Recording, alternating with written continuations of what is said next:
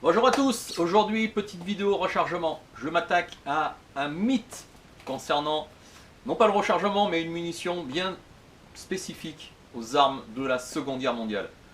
Aujourd'hui, rechargement du 857 IS.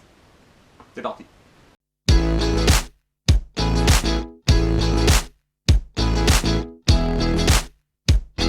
Alors avant de vous montrer ce qu'on a besoin comme matériel pour faire réaliser ces rechargements, je vais vous parler un peu du calibre officiel parce que le 8,57 c'est une abréviation. C'est 7,92 par 57 mm. Voilà. IS. IS, des fois on voit JS sur les boîtes de manufacturés. C'est exactement la même munition. Alors, qu'est-ce qu'on a besoin pour recharger du 8,57? Eh ben, je vais vous montrer un peu le matériel que j'ai actuellement, mais on peut utiliser bien sûr d'autres matériels. On a besoin d'une presse. Ça, c'est une tourette. Voilà, on peut très bien utiliser une monostation. On a besoin de quoi? Jeu d'outils, bien sûr. On a besoin d'un castrimeur pour recouper. On a besoin d'un lubrifiant, c'est-à-dire un plateau comme ça pour graisser les étuis. Bien sûr, on a besoin d'amorce, de poudre, d'ogive, un petit appareil comme ça si on ne veut pas utiliser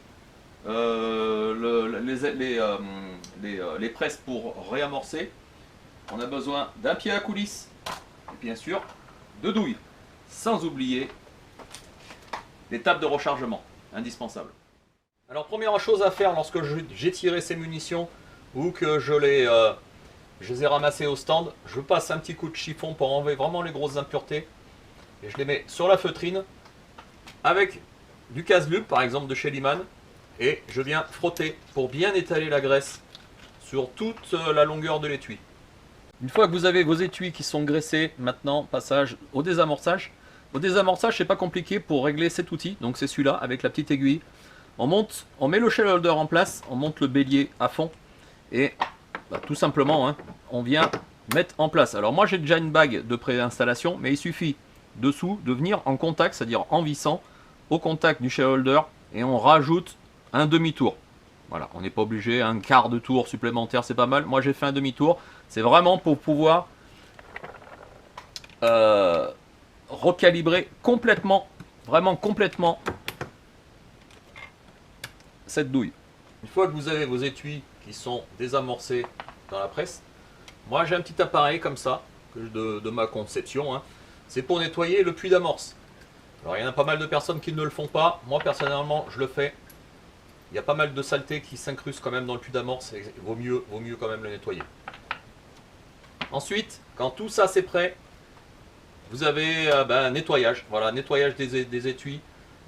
Différentes méthodes pour nettoyer les étuis, tumbler humide, tumbler à sec, une chaussette, machine à laver, enfin voilà, vous avez le choix pour pouvoir nettoyer ces étuis et les rendre un petit peu plus présentables.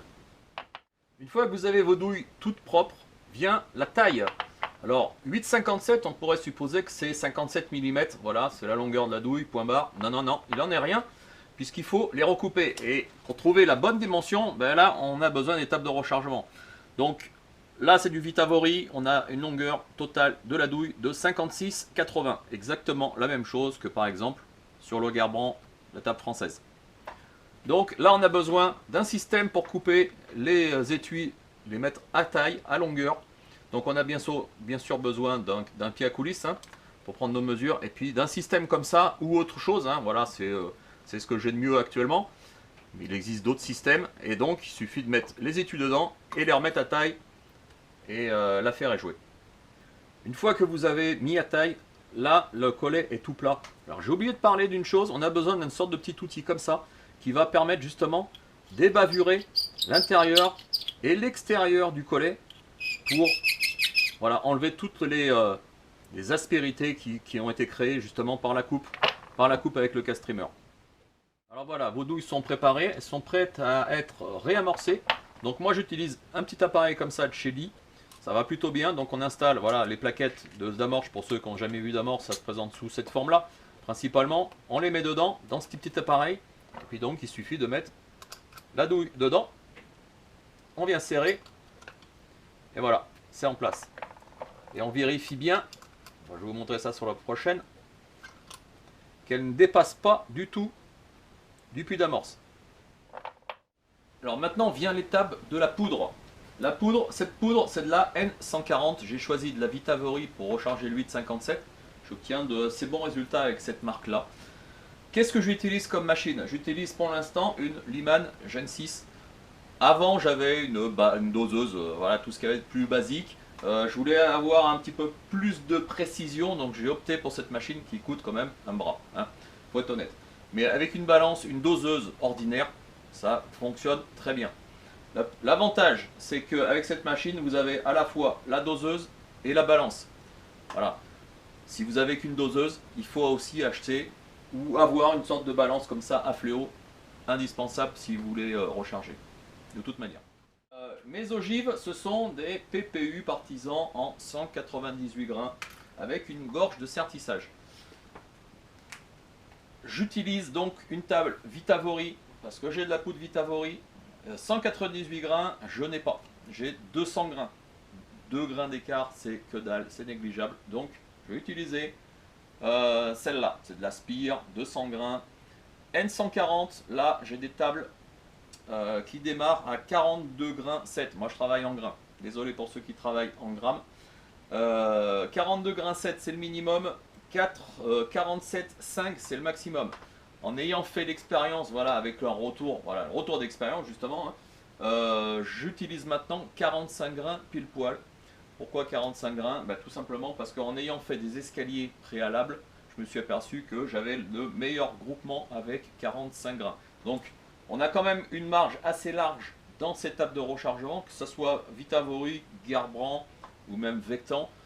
C'est l'avantage d'avoir une table de départ et une table maxi à ne pas dépasser. Donc, il faut s'y fier. Voilà.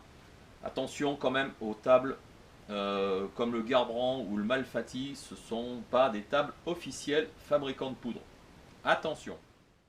Voilà, ce qui est intéressant avec ce genre de machine, c'est lorsque vous mettez votre poudre dedans et que vous vous occupiez de passer la douille une fois remplie dans la presse, ça a le temps de débiter tout seul. Et lorsque vous avez fini cette munition, la charge vous attend. Alors vos munitions sont chargées en poudre. Là j'ai mis juste les ogives à l'envers pour justement dire qu'il y a de la poudre dedans, pour pas faire une double dose.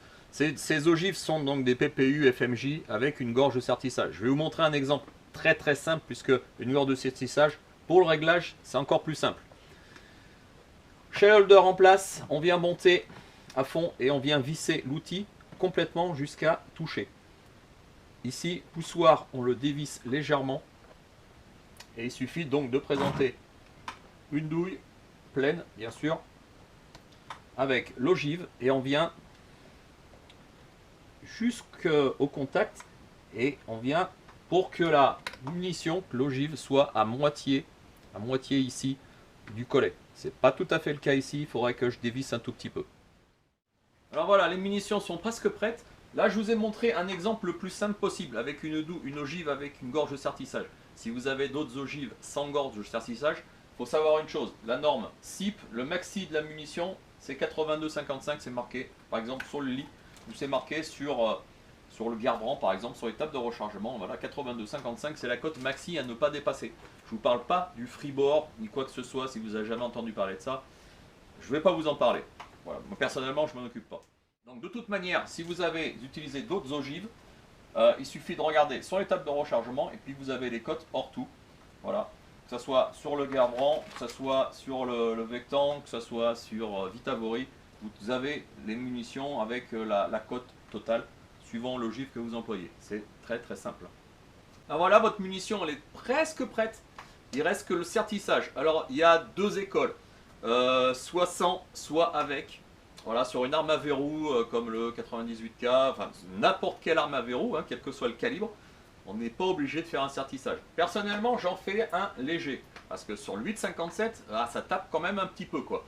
Et donc, si vous avez vos munitions, les 5 qui sont dedans, enfin les 4 qui restent après que vous ayez tiré, voilà, ça cogne quand même pas mal. Hein. Tirer avec un 98K ou un Gewehr 98, l'épaule, hein, ça en ressent. Donc la munition, si elle n'est pas sertie, si l'ogive n'est pas sertie, je ne dis pas que ça arrive systématiquement, mais on pourrait supposer qu'elle peut bouger. Voilà. Moi, j'aime pas trop quand ça, voilà, ça gigouille comme ça. Donc, moi, personnellement, je sertis un petit peu. Alors, pour le réglage, le dernier outil, rien de plus simple. Shell holder en place, on le monte à fond et on vient visser jusqu'au contact. Ensuite, on rajoute un demi-tour. Voilà.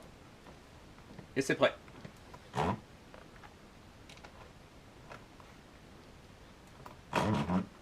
Et c'est sorti. Et ben voilà, vos munitions sont prêtes. Il n'y a plus qu'à les mettre sous forme de clip. Voilà, c'est pas obligatoire, hein, mais ça fait son petit effet lorsque vous allez au stand et que vous arrivez avec ce genre de truc. Voilà, ce genre d'arme, c'est pas courant non plus d'en voir sur les stands de tir. Voilà, c'est vraiment des armes d'époque avec un calibre vraiment de légende pour moi et qui a vraiment son intérêt en rechargement. Et c'est, vous voyez, c'est facile comme tout à en faire. Si vous savez faire ça, vous savez faire du 308, vous savez faire du 300, du 30-06. Enfin, il n'y a rien de compliqué à faire des munitions comme ça. Ciao!